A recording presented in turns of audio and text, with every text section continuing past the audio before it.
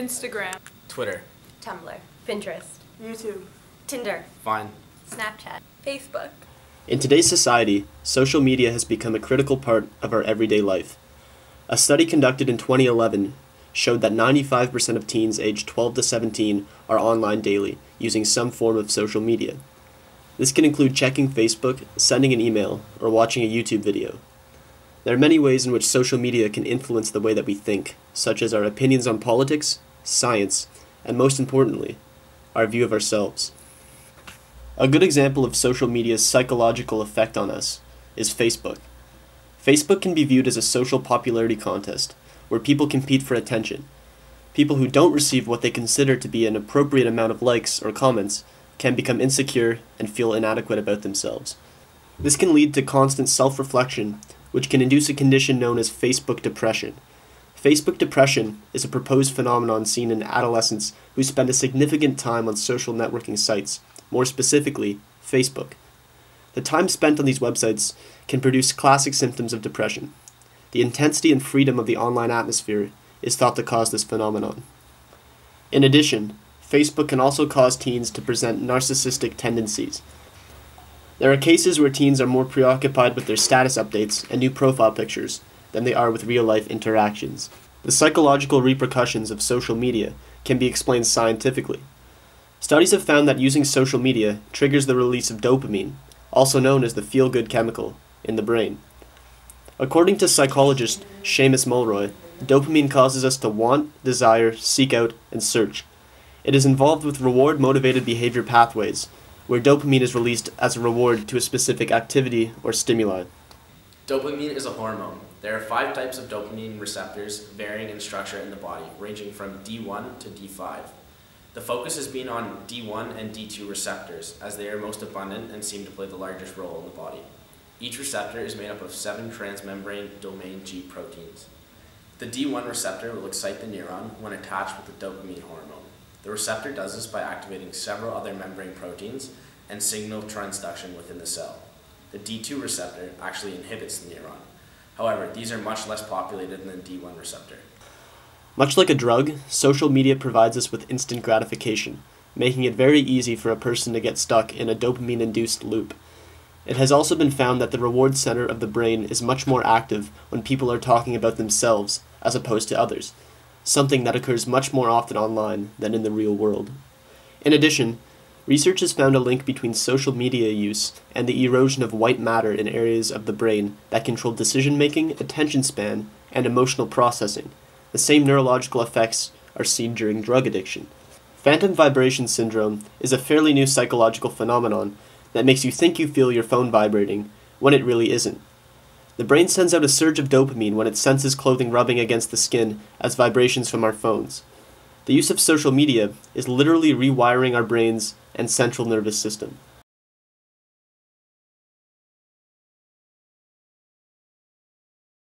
Though mental health is affected by social media, it is rarely talked about using this platform. People respond to issues such as mental health and body dissatisfaction on social media primarily by writing and posting about it. When posts are made about mental health and body issues on social media, there is an array of ways in which people can respond.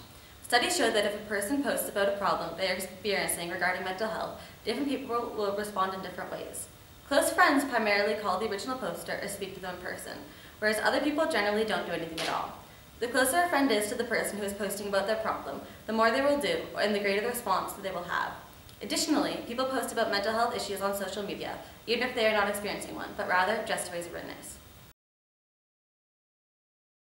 There's a strong correlation between social media and a decrease in self-esteem and body image. These networking sites, such as Facebook, provide a platform for individuals to constantly compare themselves with their peers, especially for teenagers and young adults, who are the most frequent users of social media. In comparing the body image concerns of high school girls who use Facebook and those who don't, the girls on Facebook had significantly higher levels of body image concern. The awareness of physical flaws that is emphasized on social media allows for individuals to internalize negative social evaluations. Young girls attempt to strive for the thin ideal and become less satisfied with their bodies. The presence of inspiration blogs and similar websites have been linked to the development of eating disorders, encouraging people to lose weight and restrict food intake. Although the media has a reputation for diminishing self-esteem, there are still a few companies that promote self-acceptance and self-worth. Possibly one of the most well-known campaigns is that of Dove, who in September of 2004 launched their campaign for Real Beauty. The most effective tool of their mission are the compelling videos distributed on the popular video sharing website, YouTube. The first video was Evolution, a time-lapse that displayed the extensive process of makeup and hairstyling done to a model. After the model's picture is taken, it then shows how deeply manipulated the image is before it is deemed acceptable for print.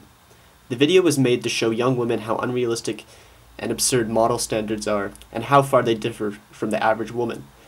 The videos continued with their Real Beauty sketches, and their most recent undertaking is called the Dove Movement for Self-Esteem. Dove has now taken focus on the problem of social media and how it negatively affects body image. Their most current video uses Twitter and the hashtag #SpeakBeautiful with the tagline, "Let's change the way we talk about beauty on social media." Its goal is to show how one simple tweet is all it takes to start a positive trend. Although Dove is doing great work, it is clear more companies need to start promoting the same message of self-acceptance. There are several possible courses of action that can be used to increase awareness of social media's effects on body image. It is suggested that social media itself should be used to reach the target audience, since it targets the issue at the site of origin. Media literacy sessions need to be made available to teach the consequences of social comparisons and how those consequences contribute to body dissatisfaction. Teenagers should be made aware that while simply scrolling through pictures of their peers on Facebook, that they may be engaging in social comparisons without even realizing it. Finally, it may be beneficial to add the subject of social media to the health and wellness curriculum in school, just as another method to reach preteens and teens. Overall, despite the amount of research conducted, there are still obvious gaps in our knowledge of social media. For example, there are few conclusive studies assessing the impact of implementing programs to help combat the negative effects that social media has on adolescents' body image and self-value. Without being able to prove that the negative properties can be offset, is it really safe to let teenagers continue to use their websites? Also, if it is decided that the negative effects are too great, is it possible or even ethical to stop people from accessing these sources? Social media is constantly changing, adapting, according to new fads, trends, and technological developments. With these changes occurring too quickly for research to keep up, the results of the studies quickly become outdated. But when they are outdated, do they become useless? Is it possible to use past research and trends to predict future patterns? The research that has been conducted not only on social media, but also on related topics such as influences on self-perception, can be used to help build a model for healthier social interaction. This model can and should be used to help reduce the negative impact of social media as it continues to develop.